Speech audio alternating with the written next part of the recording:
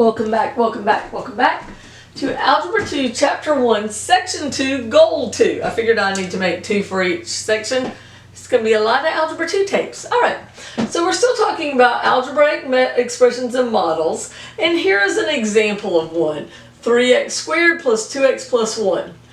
These numbers that are in front of letters are called coefficients. The letters are put in order of the one with the biggest exponent first by x, and then the next one until there's one with not even an x.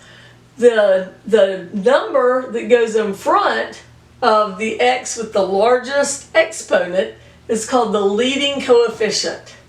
Each of these things is called a term. And this number that's all by itself, the book calls the constant term. I call it the bare number, because when you learned in algebra y equals mx plus b, b is the constant term, which is the bare number. It's got to be where b came from, right? I'm sure of it. Now this is the rule. You can't add or subtract these. Even though they have pluses between them, you can't.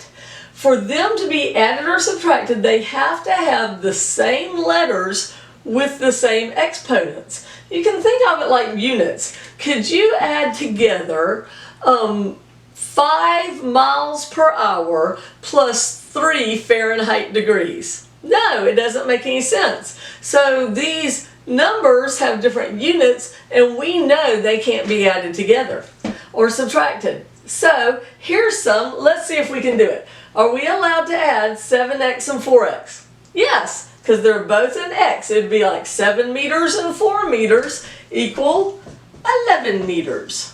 But we have x's, so it's 11x. Okay, how about this one? 3n squared plus n minus n squared. Can we do it? Not completely, but we can make it better, because we have some different places that are n squared. I call this gathering up the terms. So what I do is I start with the one with the biggest exponent and I circle them. Okay, and then I sing a song. And this one has a dance too. If you're not singing and dancing, you're not having as much fun as you can. But if you're taking the SAT or something, just sing and dance in your heart. You don't want to get kicked out. Okay, this is how it goes. Gathering up your terms, stowing away the time. I understand I can't sing good, so that adds to the comedic effect.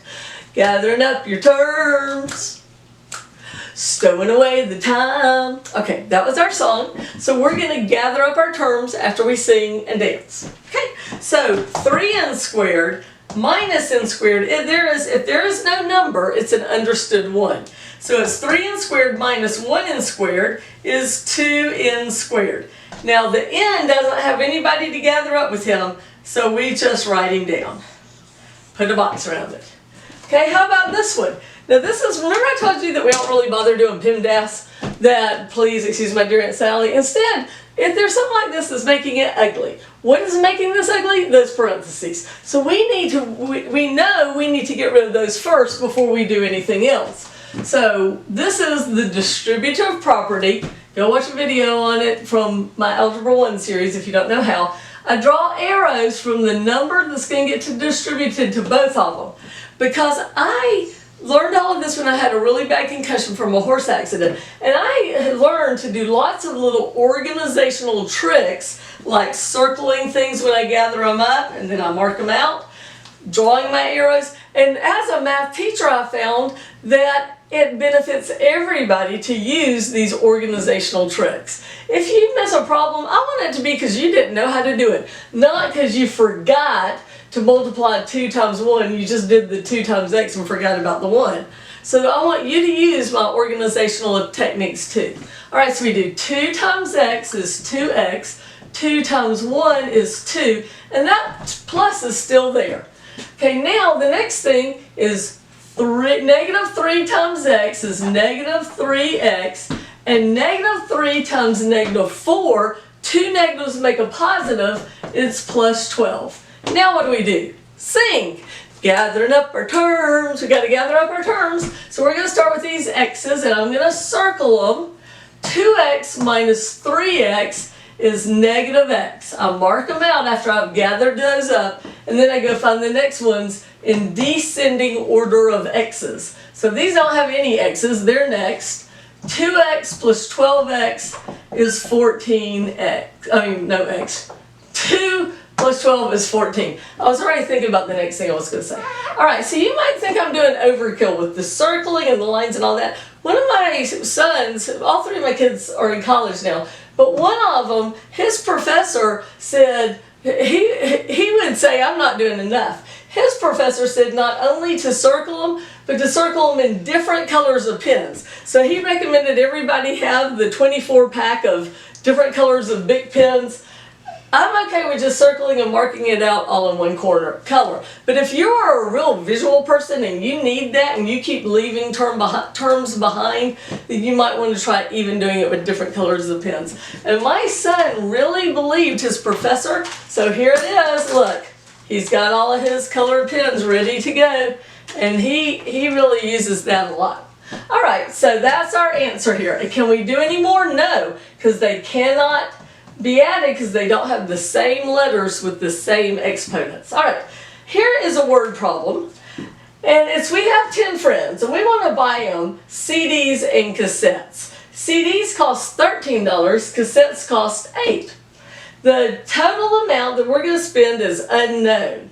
If it was known, we could do this. We could say x plus y equals 10, and 13x plus 8y equals our total money. But because we don't know what our total mom is, that's money, our total money, we can't do that one. So we're going to have to do this one that I don't like as much. I enjoy that problem more. There's just certain problems I like better than others, and this is one of them. Oh, here's my water. Alright, so what we're going to say instead is the total is unknown. We're going to make the number of CDs x and the number of cassettes 10 minus x. See what we did? We got rid of our y's by making our number of cassettes 10 minus x. So now we can write it in.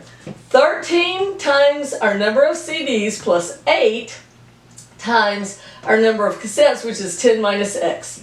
So the next thing we're going to do is draw all the arrows. I do it every single time.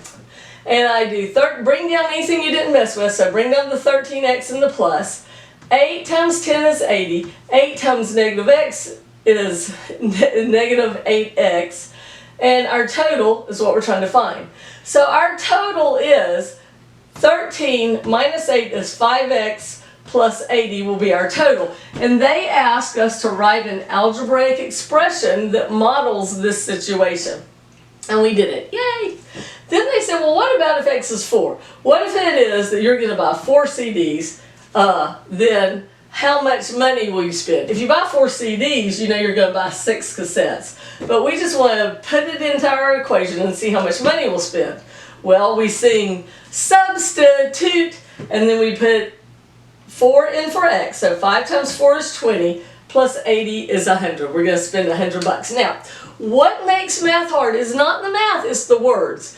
And what you do for a word problem is you get rid of the words to where you just have numbers. How I want you to do it is to list your knowns and unknowns over here, try to make a formula and put it up here, and then do the math. Also, when you do math, I want you to work down, not out. On your piece of paper, I want a math problem, a math problem, a math problem, a math problem. And I want this over here left blank. P-L-A-N-K. Why are we wasting money and leaving that blank? You leave that blank for your teacher. Because if I'm grading your paper and you did that one wrong, over here I'll write and show you how to do it right. And that way your test is a learning experience. Also, it just keeps it more organized. So it wastes paper, yes, but your education is worth it. And a lot of times you can get a pack of paper for $1. So you're worth that $1, I promise. Okay? Hey, your math class here is free. So go spend some money on some paper, maybe some colored pens. Come back and we will do Chapter 1, Section 3, Goal 1. Math is great.